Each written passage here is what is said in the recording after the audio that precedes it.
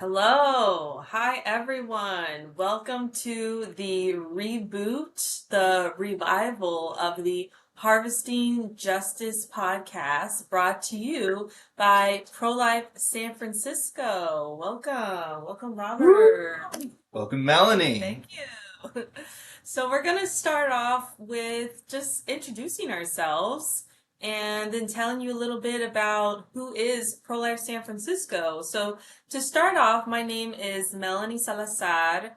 I got started in the pro-life movement when I was in university and I found out there was a pro-life club at my college. I was so excited, wide-eyed, wishy-tailed, joined this club that I had to restart. That was a dying club.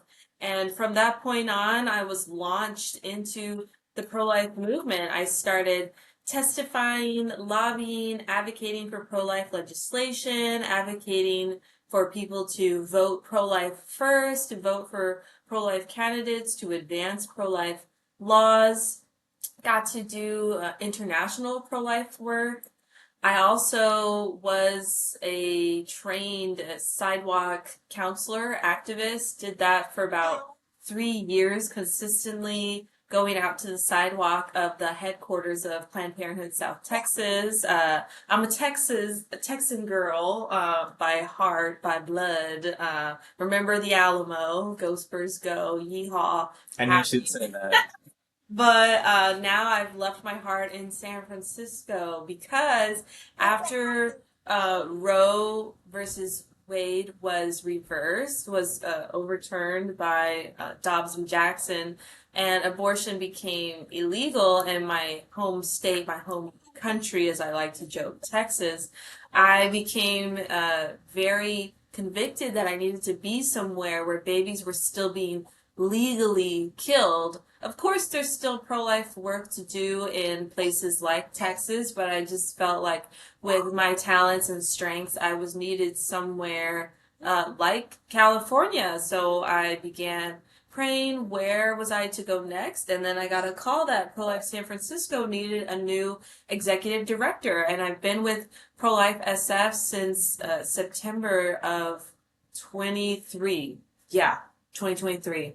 Time flies so fast, sometimes it's hard to recollect when exactly when in time things happened. I'm a mom. I'm a wife. I have my son here with us on the sidelines, Jose Tomas. He's almost 9 months old now, outside the womb. That's crazy. And I'm sure as time goes on, I can talk more about my son, and that's a little bit about me as a pro-life activist and as a person. Robert, who are you? The man, the myth, the legend. And how did you get involved in the pro-life movement? Well, I'm just a chill guy. That's going to be super dated in just another couple of months. I am a native born San Franciscan. I've lived here almost my whole life. Unfortunately, it's a story for many people of my age and income bracket. We're priced out. Things are way too expensive rent-wise, Dang but techies. I still live my life here in the city. I commute to work on this cause as often as I can to live my life, and then just scoot down to San Mateo County to sleep and eat. So that's my life. But growing up in San Francisco for the first 28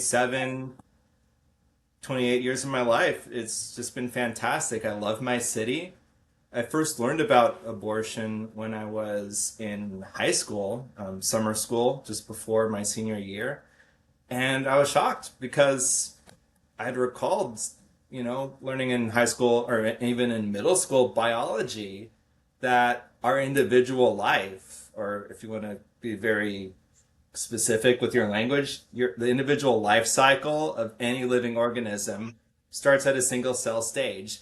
And that fascinated me because, you learn about microbiological creatures like plankton. And it's like, wow, at some point in my life, I was like a plankton. It's like kind of funky like that.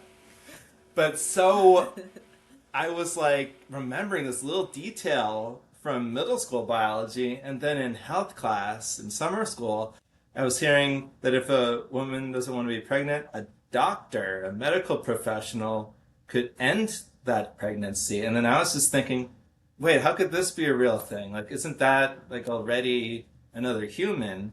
And I just took my questions to the internet about a week later and found out about abortion. And then years later, even after finally taking the time to learn, become more, proficient in, all of the, the debates, the argumentation, just the ins and outs of all the different philosophy and ways of understanding every point of view.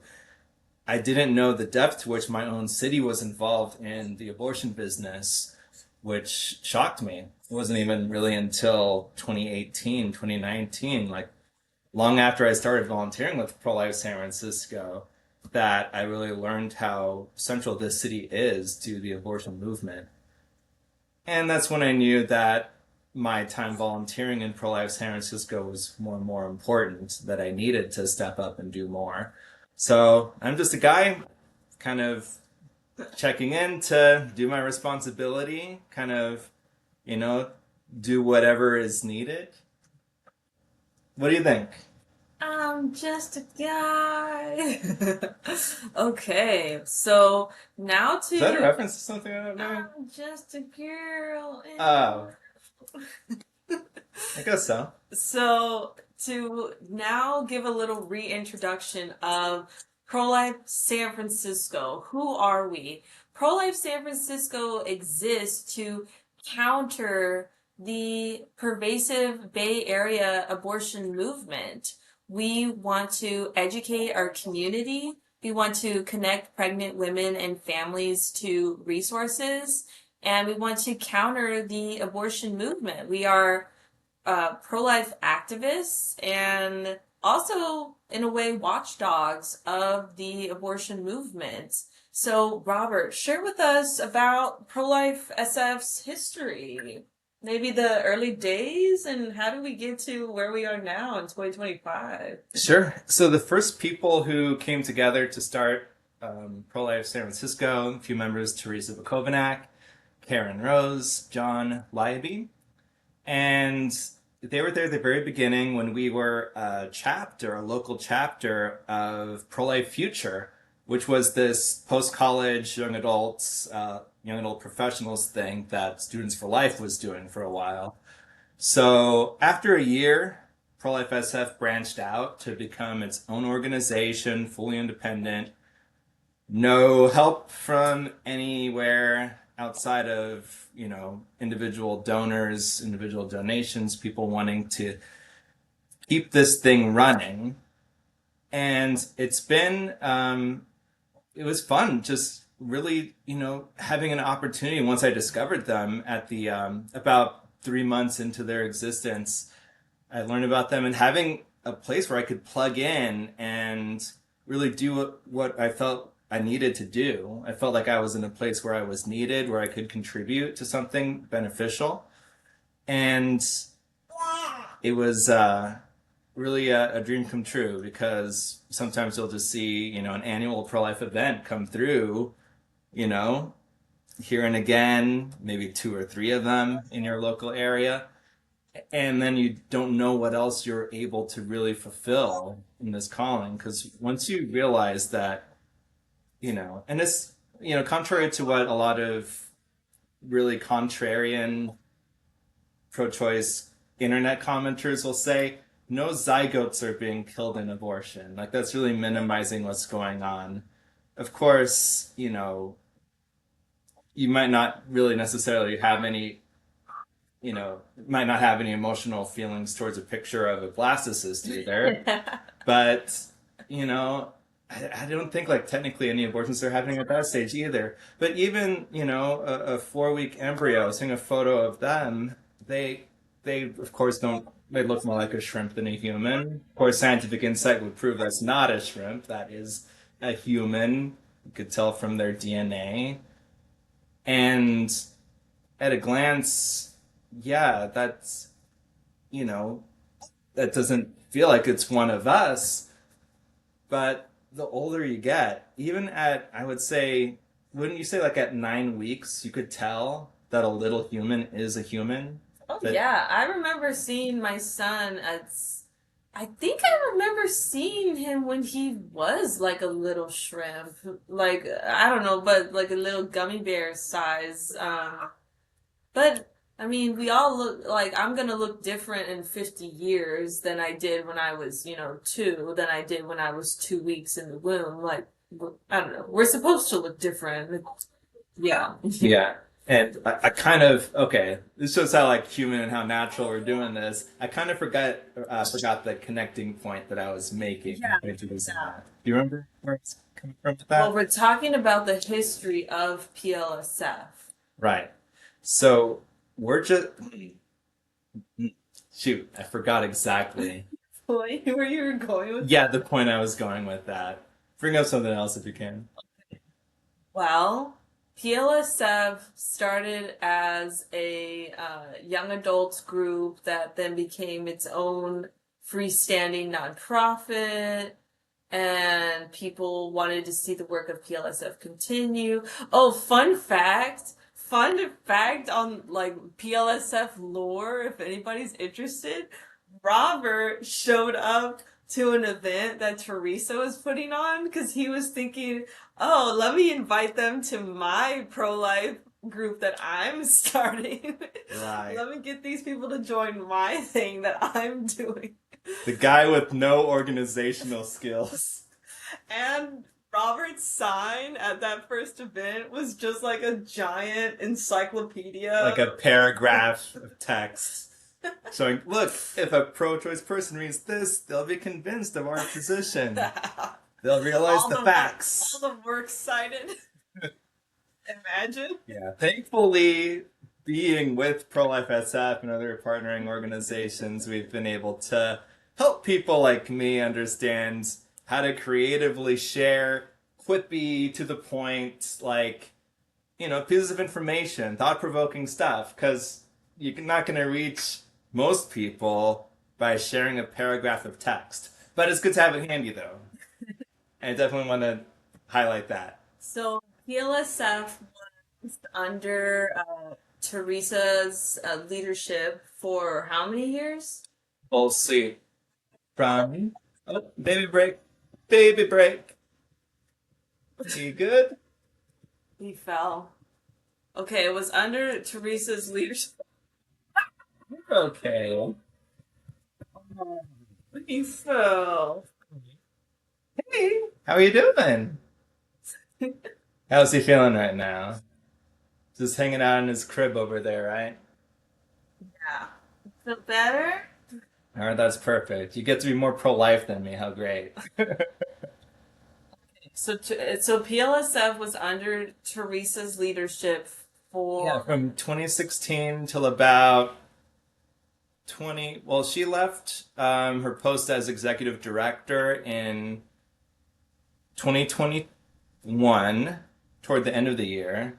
That's when she moved to DC to start progressive anti-abortion uprising. and then that's when Kristen took over. Yeah, that's correct. Kind of middle of 2021. And then I took over September of 2023. That's correct. And we've been grateful to have all these various personalities and talents holding the reins of the organization. I know I can't do it. I fulfill a role, but I can't fulfill every role. And we'd love to have more people jump in. The facts of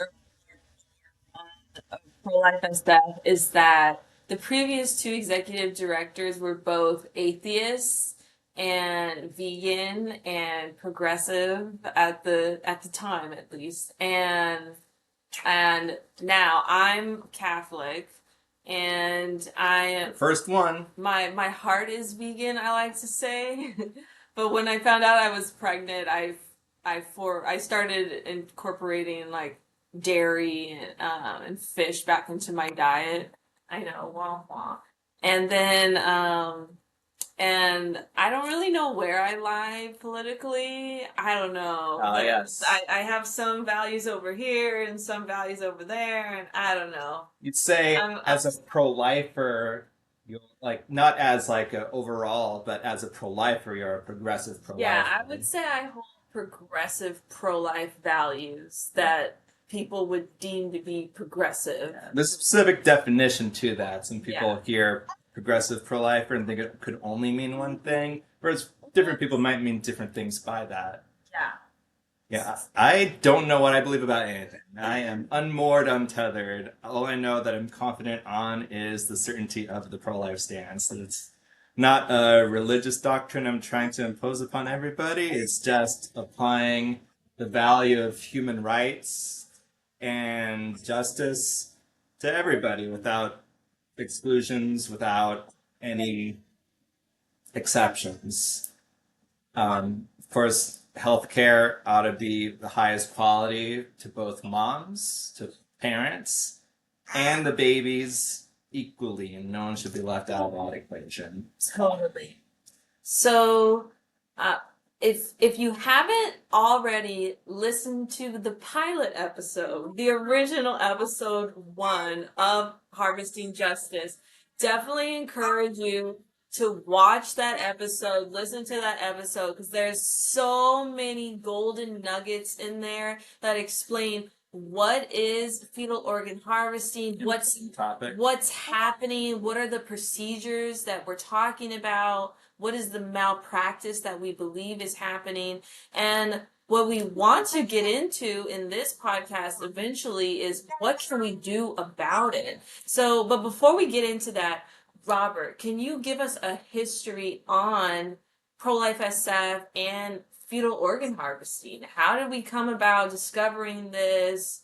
What has PLSF been doing about it? Tell us. Yeah, Tell the people. there are a lot of bewildering things on this planet, and want to put this like right up front.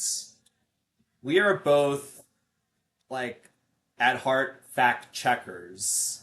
We don't put out information that we're not confident about, and we don't jump the gun either. We're not overconfident. So, and of course, you don't have to trust us when we're saying this. This is just us kind of putting our hearts out there that this is how we believe we approach things. And when we present information to you, we give you the chance to evaluate it and go forward, as, how do you describe like with your own evaluation of like weighing our claims and the data, and then going from there, letting you be responsible with how you continue on from that point.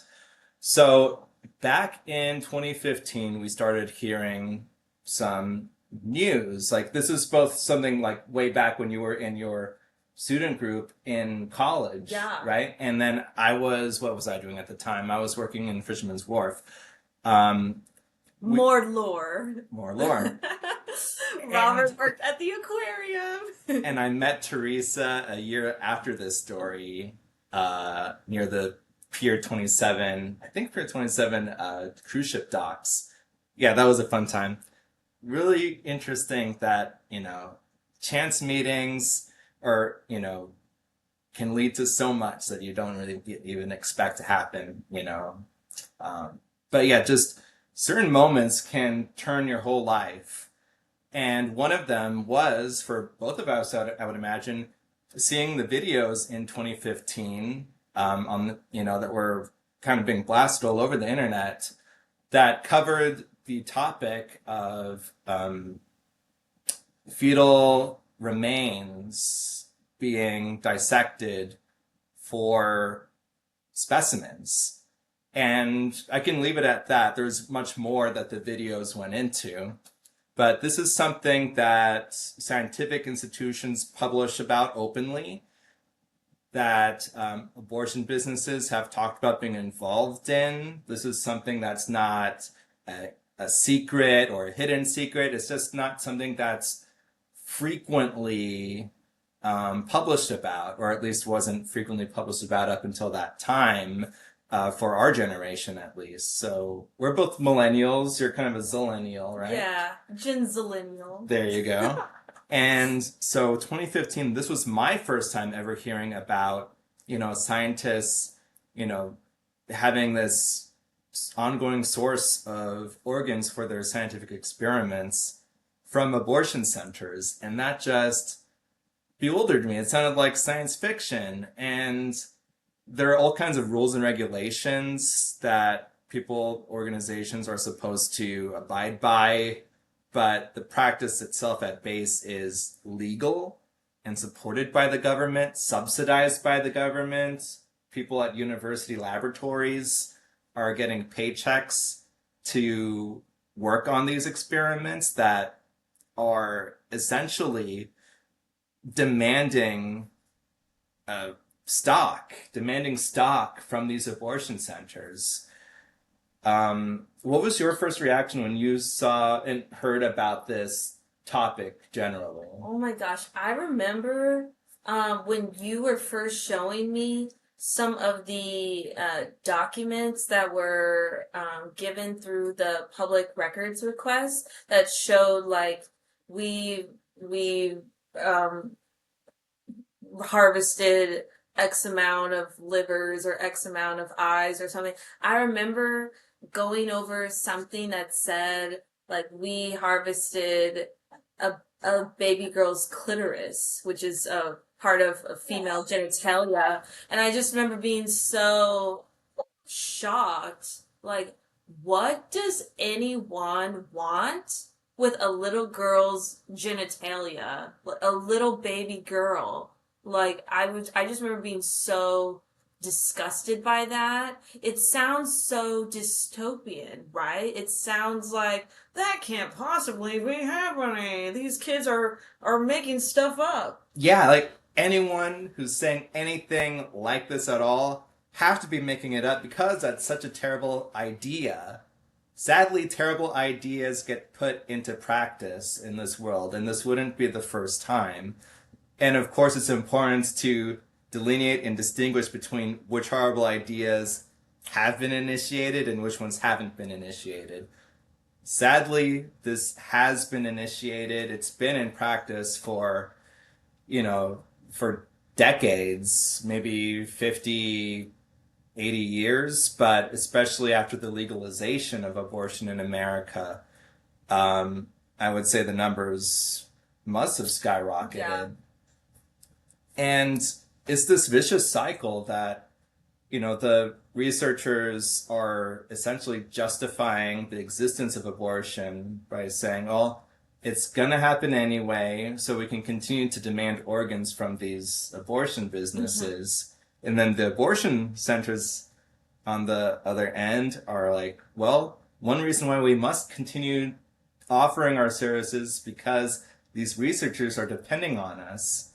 And I think one detail that really clarifies the ethicality versus the non-ethicality of this is when are the parents contacted? One of the pieces of information that we receive directly from our local, the local business that's involved in this practice, UC San Francisco, is the consent form.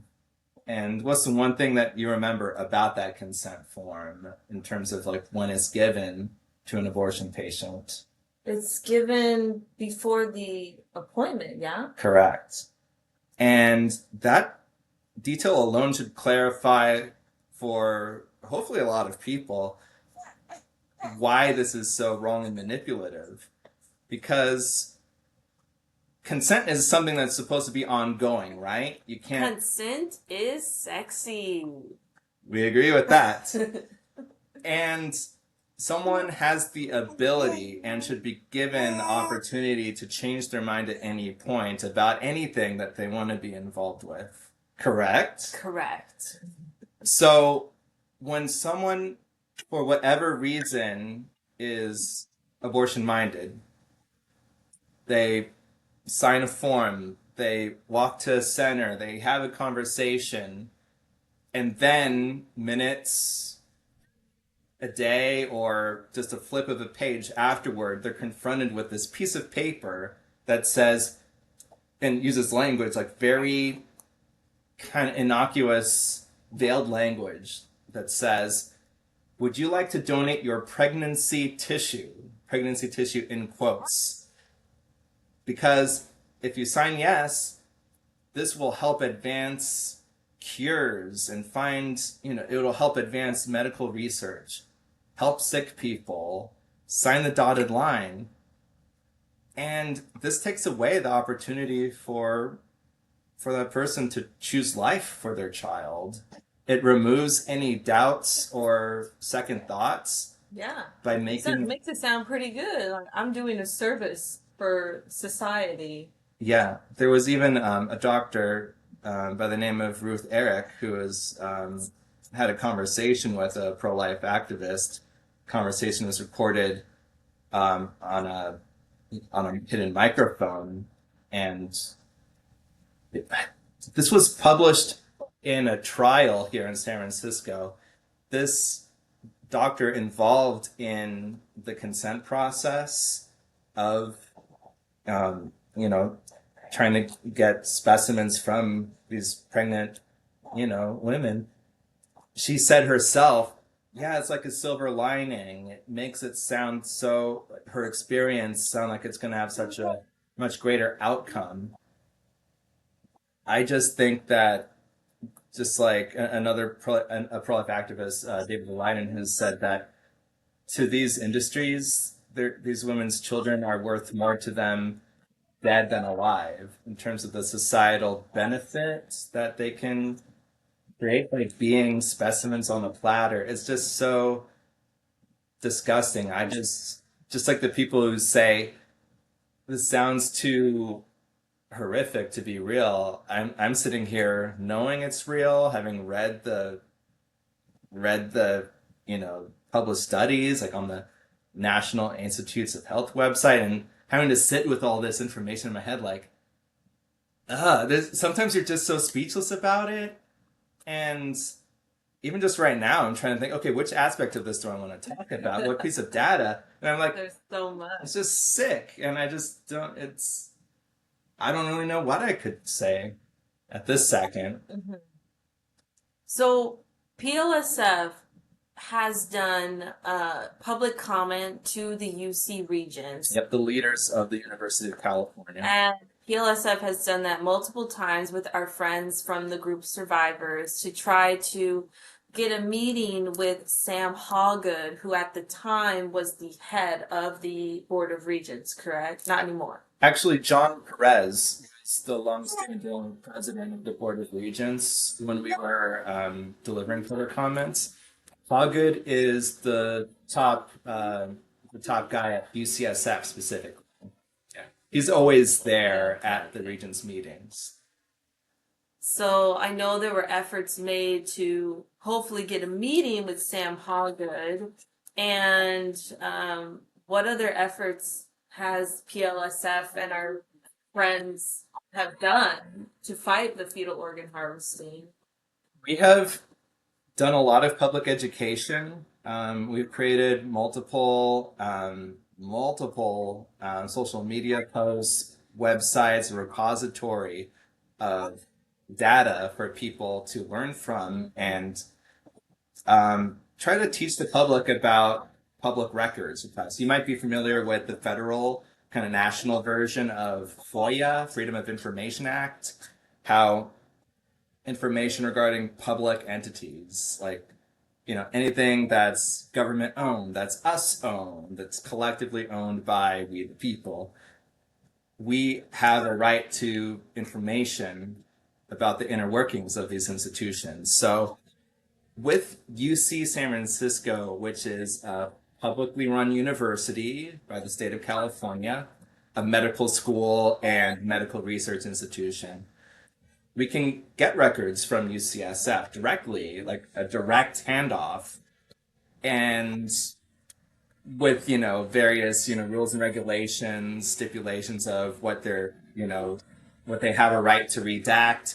That's always a consideration. Sometimes we get a page that's completely blacked out, or just lines of to and from and names blacked out. It's like, okay, we didn't want those, but cool, we got what we need most of the time, got what we're looking for.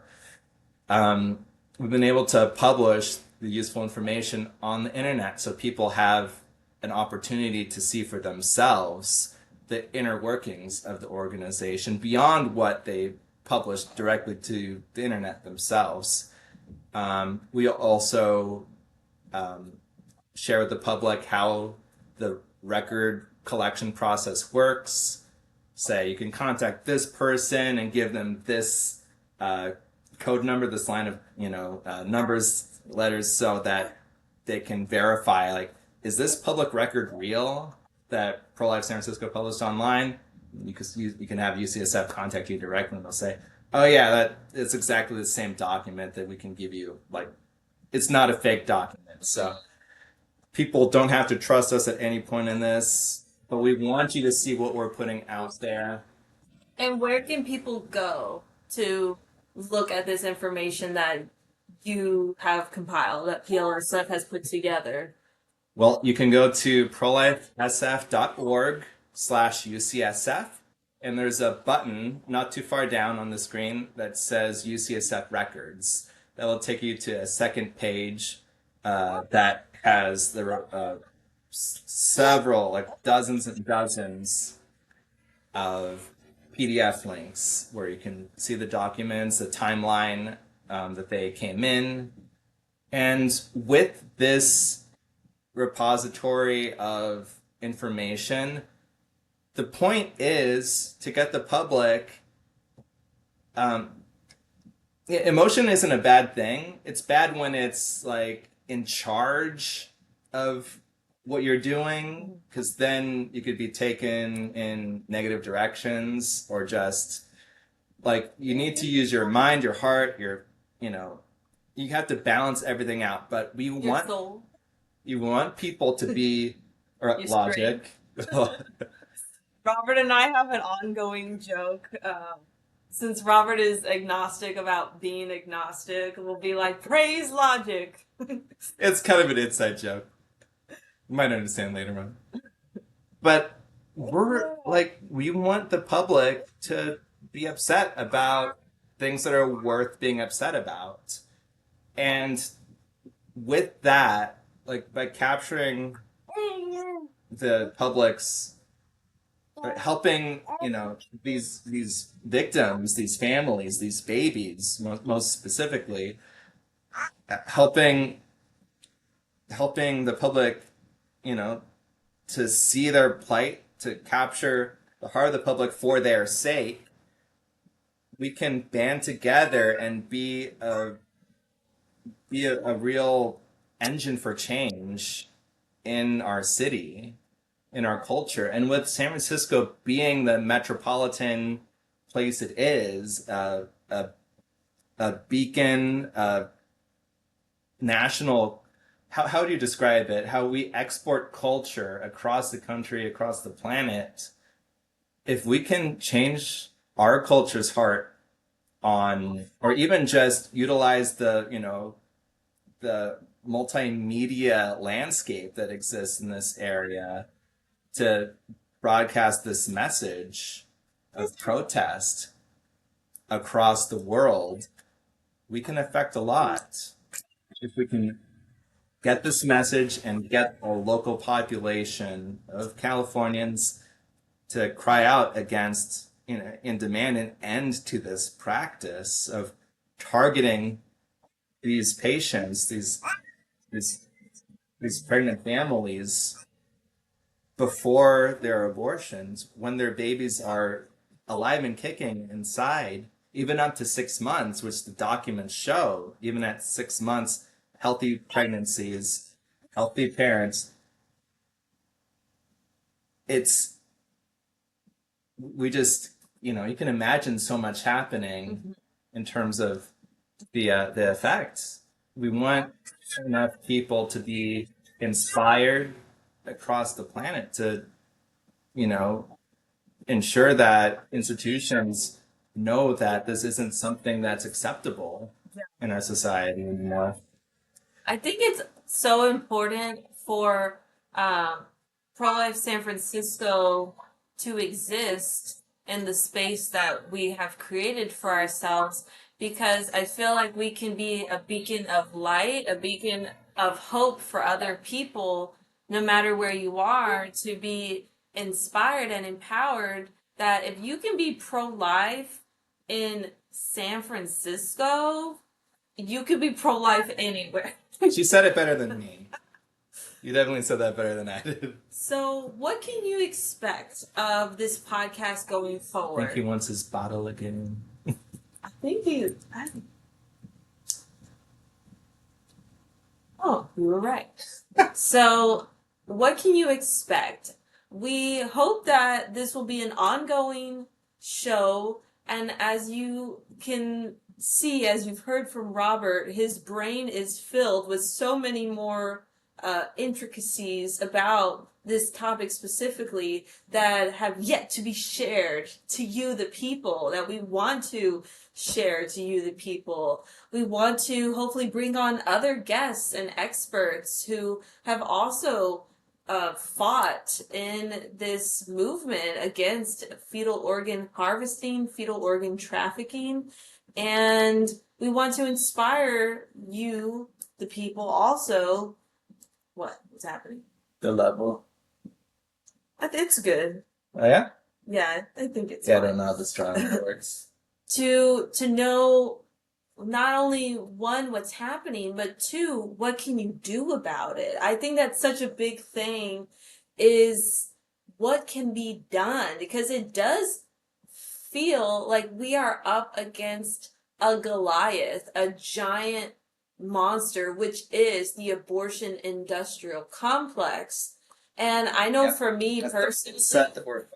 yeah, for me personally, I'm the type of person that I'm like, okay, what's the call to action? What are my marching orders? Like, don't just tell me the problem, tell me what's the solution. So, Robert, what do you think can be done about UCSF? As we shared previously, Pro-Life SF and friends have done the public comments. We've done the FOIA public records requests. We've done the protests. We've done the things. And in your opinion, what can be done next?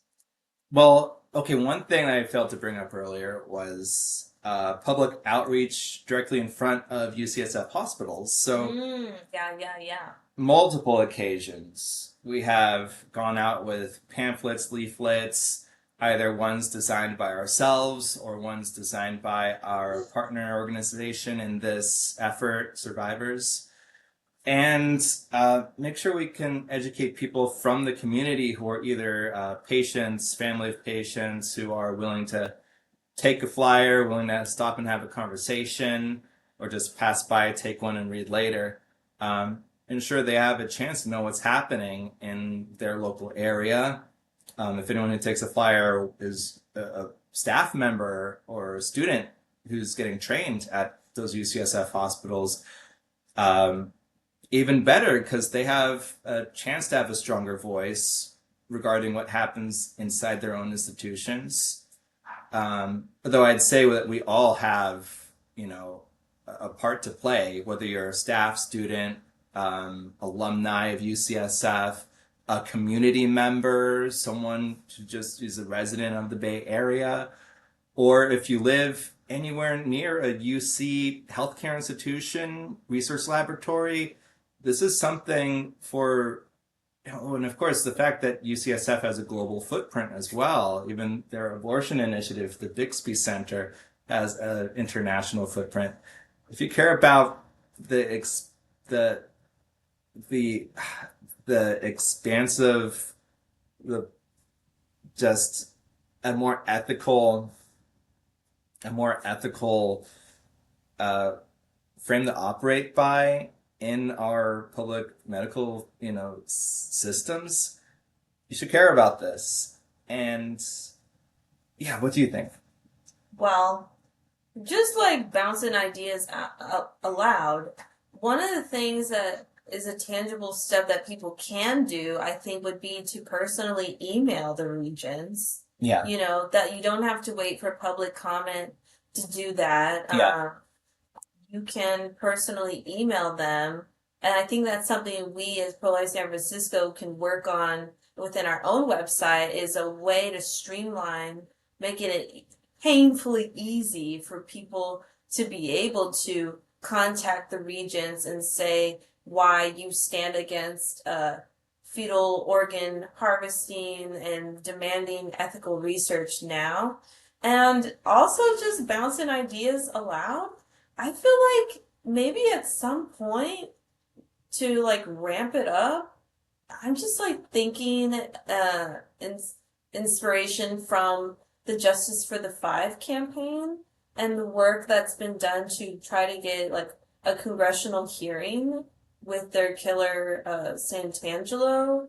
I wonder if there can be something to get Congress involved to fight against fetal organ harvesting. Like what else? Like what is the next step? Like we can keep doing the public comments, we can keep doing Demanding a the meeting. the leafleting, we can keep emailing the regents, but it feels like it's just, going into an abyss that we are, banging gongs and clanging like chimes that it's not going anywhere, when the people in power are the ones who are enabling this, and anyways, that's just one idea. Yes, this it's interesting because when you're in the room at the meetings of the Board of Regents for the University of California, they say at the outset, this forum is for us to hear from you, the public. This is not an opportunity for back and forth discussion or responses from us. But there is an understanding that they would, if they cared enough about any topic that's brought up to them, that they would reach back out if contact information was given. And we've done that so many of the times since, I believe, September or November 2019. That's when we first started doing public comments at the Regents meetings. We were doing them pretty frequently every time they held a meeting, either over the phone or in person for at least 3 years. It was even during when COVID shut down the in-person meetings, we did them consistently over the phone. And yeah, they have the ability to just shut their ears and not care. And they've done this for other topics as well, like the telescope observatory on Mauna Kea. I remember the protesters for that cause being incensed about being, shut out and ignored on multiple occasions as well. And more recently, the people protesting partnerships with weapons development of some sort regarding regarding Israel and the UC, like that was really eye-opening to hear from them and to hear how the regents are largely, if not entirely, ignoring them too. It's just like, man, these guys don't know how to do their job and like care about, the heart of the public. Sometimes you can't just speak. Sometimes you have to, you know, in a microphone, you have to like really show them like another way of showing that you mean what you're saying is gathering the public in larger numbers. And that's about building people power. And that's the most important thing that you can do is showing how large the community against this practice is. And that's why we care so much about educating you all with as much detailed information as we can provide to you to help you be able to, describe and explain these topics without, any risk of, misstating things, or because that's very important. You don't want to misstate anything. You don't want to say you're against something that doesn't exist. Like, make sure that you are able to clarify, here's what's happening. if they're concerned about additional things, like we have been for sure, here's something that we're worried about, and set this to a large audience so that we can all band together and show the regions we really have a reason for you to answer now. This can't go unanswered anymore because we're such a large group. And really set it as a weight on their heart that if they don't make any sort of response or a shift to any degree, that they are failing their role as a leader, as a, you know, it's everyone's responsibility to protect their community. I think that, if there's no kind of oath like people in elected office, like in government, have, recently, like with the inauguration, I guess that's a topic that's on people's mind, that you have to make an oath to defend the Constitution, and this is something that everyone kind of innately should feel, that we have a duty to protect each other. Everyone we live amongst in our communities, we don't want to let a risk of violence be launched against anybody. And these regents have that responsibility themselves in terms of what goes on under their roof. Whatever's happening in terms of who's being targeted for specimens, for experiments, like, this is something that they can shut down immediately if they want to. And we just have to grow in numbers to the point where it really weighs on their heart, the voices that they are hearing. We need to be constantly in their ear in larger and larger numbers, keep sharing this with more people, recruit, and help these regions just feel just so nicked that they can't stop without, responding to this and having debates internally, publicly even, so that we can see a change happen. I'm kind of OCD, so I'm also all over the place there. So that concludes this first episode, the reboot revival of the Harvesting Justice podcast. Again, if you haven't already, listen to the original episode 1, the original pilot, which goes over so much information. Check out prolifesf.org/UCSF to check out the documents that Pro-Life SF has uncovered ourselves. And if you want to get involved and join us in these efforts, please go to prolifesf.org. We need everyone, anyone, your mom, your neighbor, your cousin, your godfather, everyone, to come alongside and join us in these efforts. So thank y'all so much for tuning in. We hope you enjoyed, and this will not be the last time that you see us from the Harvesting Justice podcast, brought to you by Pro-Life San Francisco. Over and out. Thank you.